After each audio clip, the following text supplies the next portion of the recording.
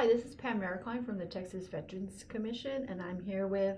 And I'm Jennifer Paulson with Texas Homeless Network, and we're joined by Susie with Integral Care. So Susie, I'll have you introduce yourself and give an overview of your program and what you do there. Okay. Well, I'm Susie Brady. I am a SOAR specialist with Integral Care with the Healthy Community Collaborative. And what that means is I am actually a dedicated SOAR specialist that just does SOAR applications for the clients in our program, and we'll get more into SOAR in just a second. But I'm also the SOAR local lead for the Austin-Travis County area, which means that I help to coordinate all of the SOAR caseworkers and people in the area that are doing SOAR applications and helping with just support and coordination of the SOAR program in Austin. And as the Texas State SOAR State Lead, I appreciate all that you do. So thank you. No problem. So Can I ask? what does SOAR stand for? Yes. We can definitely start there. Yeah. What is SOAR? What are you talking about? SOAR stands for SSI, SSDI, Outreach, Access, and Recovery. And it's a national program, kind of a process for expediting Social Security claims that increases access for eligible adults that are either experiencing homelessness or at risk of homelessness that also have disabling conditions. Okay. Awesome. Yeah. Okay. So can you give a brief, for instance, I know that sometimes, and we're, included in this conversation is veterans, and I know that many times people think, well, okay, veterans already have their own programs. Do you see a lot of veterans that actually qualify for SOAR claims, and who would be an eligible person? Because I know that not all veterans qualify for veteran services. Right, and it's all encompassing, actually. Anyone that is, if you have a client, veteran or not, that is either homeless, literally homeless, or at risk of homelessness, and also has, you think, from what you can see, a mental illness or physical disability or co-occurring substance use disorder that would need assistance with a Social Security claim, then that is someone that's eligible. I have worked with veterans before. VA benefits are separate. There were a couple of programs I wanted to talk about that are actually also expedited process for veterans, and those would be veterans that have 100% permanent and total. Those are expedited by Social Security, and so SOAR would probably expedite that even more. And then for wounded warriors as well, they're eligible for expedited application processing. But yes, I've worked with veterans before, and an important thing to remember is that you can get VA benefits and some SSI benefits, and you can add on VA benefits to SSDI. Social Security benefits are different from VA in that they don't break them down in any way. You either get them or you do not. And SSDI is based on the amount of credits and work credits and money that you've put into the system. But as far as needs-based, you don't get any percentages like VA benefits. It would just be you get it or you do not. And they can be put together. Oh, okay. Uh-huh. That's good. Yeah. So, so if a person is not eligible, how would a person not be eligible for SOAR? If they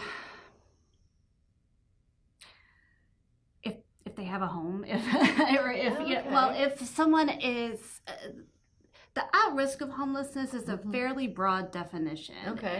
We use a lot of SOAR apps in our program because we have permanent supported housing programs, and most of our clients that don't have income, they're receiving vouchers, right? And so if you're receiving a grant that's paying for your housing, then you that's considered at risk, because if that money goes away, which it definitely can, then you don't have any regular source of income to continue paying your rent in any way. So if our clients do start receiving income, they pay, I think, 30% of that, which takes a little bit less out of what the grant is paying. But yes, that would be at risk. So if someone that is housed would not be eligible for SOAR. Okay. But anyone that is homeless, either literally homeless, at a shelter, doubling up with another family, moving from place to place to place because they don't have their own place, and anyone at risk of homelessness, specifically if they were in a jail or prison and they didn't have any stable place to go after that, that's another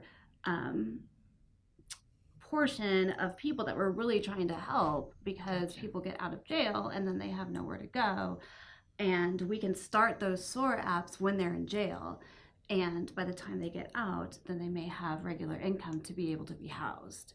So Gotcha. trying to bridge that gap as well. So that's how SOAR can help with housing, Yes. is the person can get some income, and possibly that could help them get into housing. Right. Especially with some Okay. of our voucher programs, correct. Definitely. But also there's just the fact that once you get a regular source of income, you're also getting, with Texas, we automatically have Medicaid with SSI. Okay. So you're Okay. also getting access to healthcare, which I think is even more important as far as Definitely. housing, right? So you've got a stable place to live, which is really important to whole health in general. You also have, with some permanent supported housing help, and you have healthcare. And so automatically you're starting to kind of get yourself back together, hopefully feeling better, getting the medications you need, getting the help you need. And we also have supported employment specialists that we work with as well to try and get people back into the workforce. There's a horrible misconception out there that if you have SSI or SSDI, that you can't work, and they'll take it away, which is absolutely not true. There's lots of safety nets in place. There's the Ticket to Work program. The government wants you to be able to work. And if you are disabled, it just means that they have found that you are not able to work a regular job and make more than this year. The sustained gainful activity level, I think, is $1,170. That's per month. Yeah. Okay. If you're right. Yeah. Not per year. Yeah. Right. So we're barely making anyway. But you can still be working. Just, you're saying that you can't work up to a certain level. And then even once you get benefits, if you're disabled, you can still, like, gradually, if you start working, you're always going to be getting more than that amount that they're giving you for SSI, even if it's $1 over. And after a period of 3 to 5 years, if you're doing fine again and things are going well, then you might be taken off the roll, but then you would also be able to get back on if something happens. Yeah. So say you're you found gainful employment, Mm-hmm. and you're like, okay, I'm gonna be taking on SSI. Will they take the Medicaid Medicaid. away from you? No. Okay, so that's really good. Mm-hmm. So, because there's some jobs out there where they don't have Right. Health insurance. Exactly. And especially if, most people aren't going to be able to be working full time either. Right. Right. Okay. So, no, not unless you get another Okay. form of insurance, I think. Would you take that away? Yeah. Okay, so that will help our veteran population who aren't, for some reason, eligible for VA healthcare. Mm-hmm. They can still do the SOAR program, get some income, hopefully get a job if they want to, Mm-hmm. but they still have that health insurance Mm-hmm. that could possibly help them stay in the house. Fact. Right. It's important to remember Medicaid is with SSI and Medicare is with SSDI. And one of my first clients was a veteran, and he had been homeless for just he had been living on the streets in the woods with a couple bobcats, I believe, as pets. Wow. And he was serious. Here in Texas? Yes. Wow. And at that little hotel.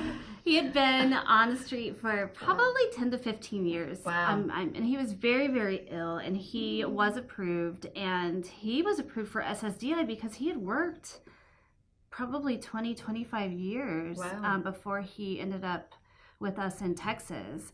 And the important thing to remember about Medicare with SSDI is that kicks in. There's a 2-year wait period, but that 2-year wait period is from your time of eligibility. So when you're found to be unable to work because of your disability, that's when they start that 2-year wait. Okay. So he was able to get Medicare benefits as soon as he was approved for disability, plus back pay for that. Okay. So he's housed, hanging out, doing well. He has home health care through Medicare now, Wow. which he desperately needs. He has just a variety of services and is doing really, really well. And he's definitely Okay. one of our success stories. So I think he was housed during the Veterans Initiative, but Okay. yes. Okay. Cool. And when you say that the claims are expedited, Yeah. so what are you seeing? For instance, if say this veteran had tried to submit his own claim, you know, and of course he wouldn't know about SOAR, right? Mm-hmm. So how long would it take, you know, for him to hear back versus going through someone like you who would process a claim on his behalf? Right. That's a good question, and it goes back and forth. But what we tend to find, I think our average for Austin Travis County is about 100 days from the time that we file the claim to the time that they get their award letter.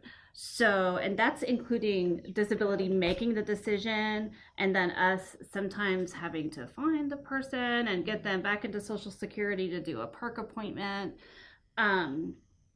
and getting all of the financial stuff taken care of.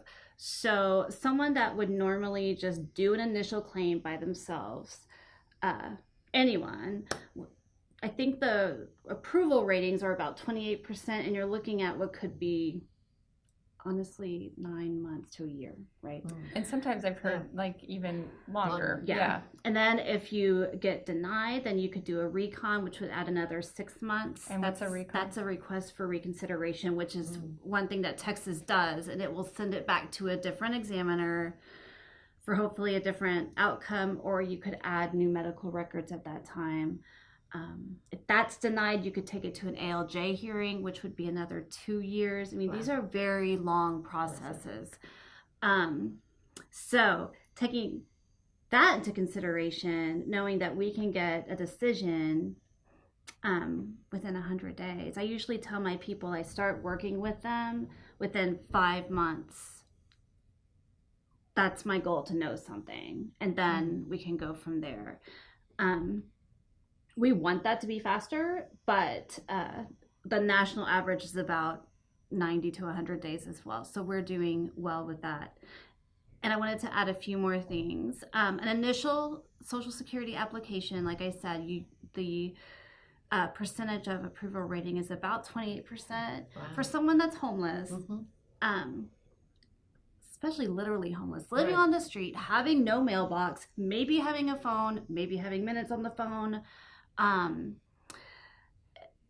That's the main way that Social Security communicates. And if you don't communicate back with them when they ask you something, then your claim gets denied, right? So someone that's homeless that has no one to help them with a Social Security claim, we're looking at about 10 to maybe 15% of an approval rating with an initial claim. With SOAR, our national average is about 67%. Wow, that's awesome. And we are right there at the national average in Austin, which we're also trying to get up a little bit too. But the top 10 states in the nation are at about 82%.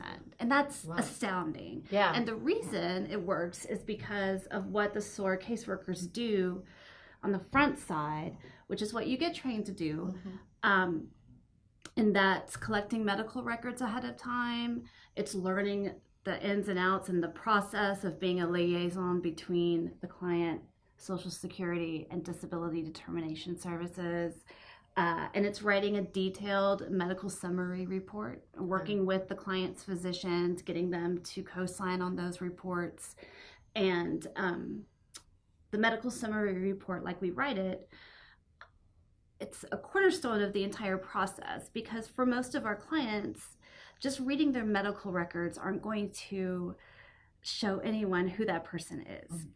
And it's not the examiner's fault that they just have these medical records in front of them and they don't know anything more about the person. But what the medical summary report does is it talks about, for a veteran, their military experience. It talks about their personal history, their trauma history, their substance use history, if there is any, which is important because, again, if you're seeing that in a medical record, no one really cares why they're using substances, why that may have started when they were 12 years old, why that may have started because they were self-medicating at that time for issues that were going on.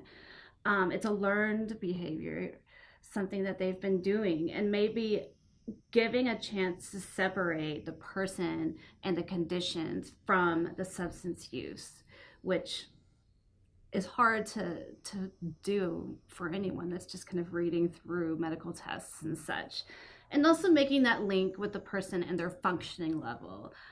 These are their diagnoses, great, but can they have a conversation with someone without losing concentration within like a minute or two? Can they take constructive criticism from a supervisor? How do they handle when someone tells them what to do? Usually not well. I mean, but you have to be able to do that really in any job. Especially, yeah. And, are they going to fly off the handle? Are they going to, if it's a psychiatric illness, if there's voices going on, like how do they handle that? Even if they are taking the medication, are they able to do the jobs that they were trained to do still if they have a physical disability? And that makes a big difference, and DDS looks at that. If they had a job, if they had a 9th grade education and they had a job that was physical and now they have a physical disability and they can't do that job anymore, what can they do? Is there something else that they can do? If they have a mental illness that's keeping them from doing a different type of job or some kind of intellectual disability, then, these are things that people don't ask and people don't look into. They just think that someone's lazy or they can't find a job or but it's not. And we're the advocates for our clients.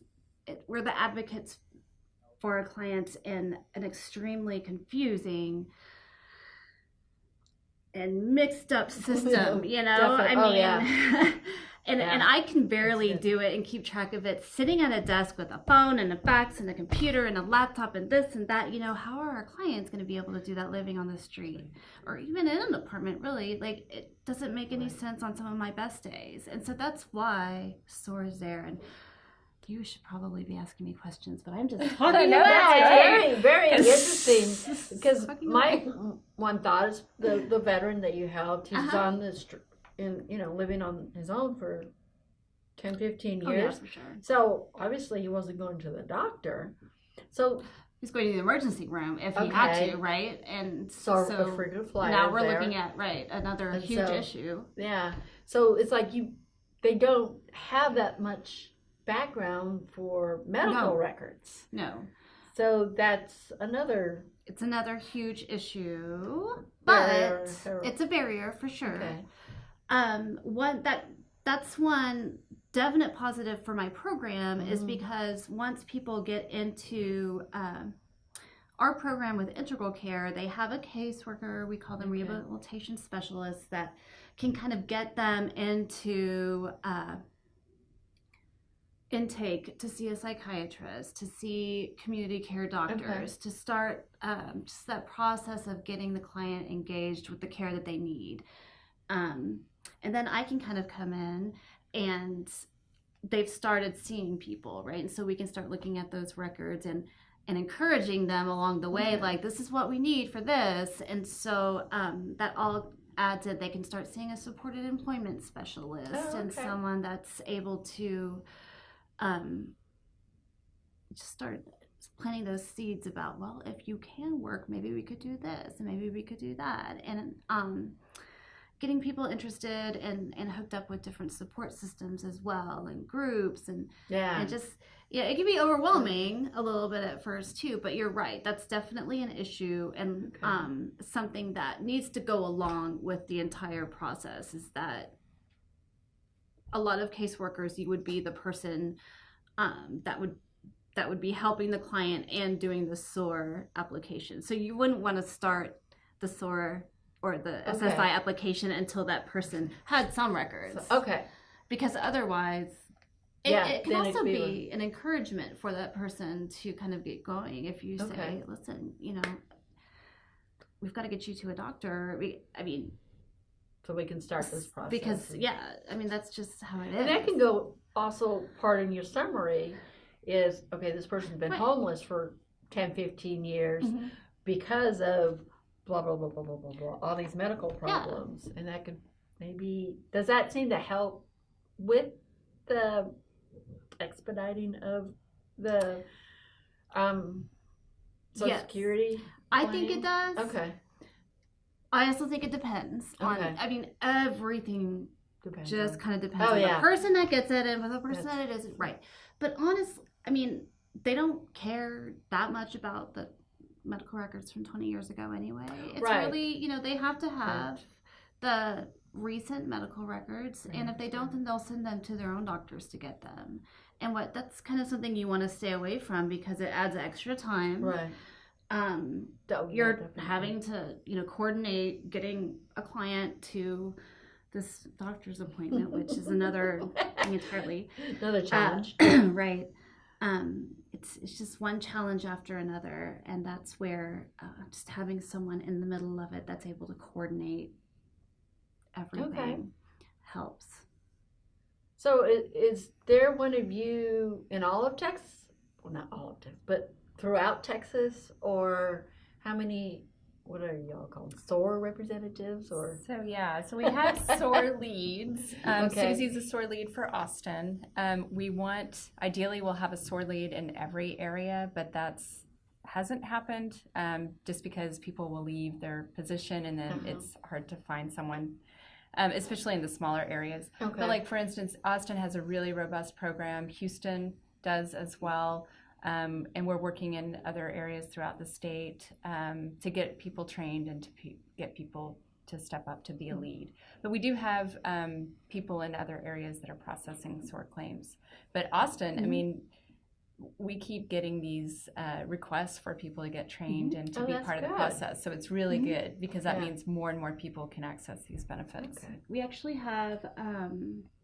I have another coworker with our permanent supported housing programs that's just concentrating on SOAR apps now. And then at Front Steps at our shelter, we also have a SOAR specialist. Oh, wow, that's really good. And there's caseworkers all over that are trained, although it's hard if you're not a dedicated specialist to, you kind of really have to prioritize who needs it the most with what time you have. Gotcha. But yes, we have a great community. We have SOAR support meetings every month where everyone can kind of get together and we share information and stuff issues and problems that come up. So I think we've spent a good couple of years kind of getting that going, and it's going well. So are you just help Austin people, or is it like Austin or Central Texas area, or anybody who calls and says I need help? That's also been an issue that we're working on. We'd like to, and we're hoping to have some type of SOAR referral put into our coordinated assessment process in Austin. But right now, as a local lead, I help with coordination for all of the Austin Travis County area, but I only help clients in my program. Okay, which you probably have enough people referred to. We do. I've had people on the wait list for years, so there's definitely people that need help. Also, we're hoping for a community referral system soon, or someone that could take referrals from the community soon, and I see that happening in the future. But right now, you would have to be with a case manager or in a program that had a SOAR specialist. Gotcha. So do you guys work with VA to have VA staff trained in SOAR, or? There are a couple. Okay. Again, it's one of those situations where there are people that are also doing case management, I think. And Okay. so, but I was going to plug the SOAR website. Yes, please. It's SOAR Works, and I would just say, just go into Google SOAR Works and search veterans, and they have special information for people that are working in the VA and working with veterans. Anyone that works in the VA that is interested in being SOAR trained, we are more than happy to help them with that and make that as easy as possible, as fun as possible. We are more than willing to help, and as a community to be flexible and work with that to get as many of our veterans and as many people benefits as possible. Okay. And I think a lot of times it's just the, as Susie was saying, it's a difficult process, as you can hear. Right. There's a lot of components to it, and it takes dedication, a lot of time and energy and know-how. But for instance, it's funny that you asked that because I was contacted today, so I will be responding to her this afternoon by someone in Central Texas that wants us to work on SOAR training with them. Good. And probably a lot of times what happens is that you might have like some case managers that have gone through the training and then over the years they've left, and then no one is left there that works there that's been SOAR trained. So then now it's online, so it's a lot easier. Oh, wow. Yeah. So Okay. Yeah, and it's something, it doesn't go away. It's not just specific for one certain area. Every area kind of has different people at Social Security that you would want to get to know, etc. Yeah. But like you can, my other SOAR specialist at Integral Care, he started doing SOAR in, I think, Michigan. So, wow. I mean, you travel all over doing SOAR. yes. And we also had a pilot program for 3 SOAR interns from the UT School of Social Work this year. Oh, and this is my intern's last day. So. Oh, no. I know. But he completed 3 different SOAR applications. Oh, wow. And he's 2 for 3 right now. We're waiting on the 3rd. Oh, so. cool. And that's along with Awesome. all of his other stuff. Yeah. So, yeah. So awesome. Well, I'm done with questions. Did you have any other questions? No. Thank you again. You're Susie, welcome. thanks for joining us Definitely. and for And all so that the you're best doing. way to contact a SOAR representative is through y'all's website? So it depends on what you're contacting. So if you're interested in getting involved with SOAR, then it Okay. would be me. And so Jennifer Paulson with Texas Homeless Network, and you can contact me at jennifer@thn.org. If you're interested in getting trained here in the Austin-Travis County area, then it would be Susie. And That would be Suzie.Brady, BRADY, at integralcare.org, and I will give you that. Okay. So, but if need an application filled out. Gotcha. Then yes. So that would be depending on your area. Okay. And yes. So go to their website, SOAR Works. Yes. Okay. Yeah. WOR. And they There's have some a contact list. information there as well. on there. Yeah. So Mhm. You awesome. would probably end up with one of us. Yes, exactly. Which is perfect. Yes. Thank So you. all right. Well, thank you so much. You're welcome. This concludes this session. Our next session will be frequent users of the emergency room. Thank you. Thank you.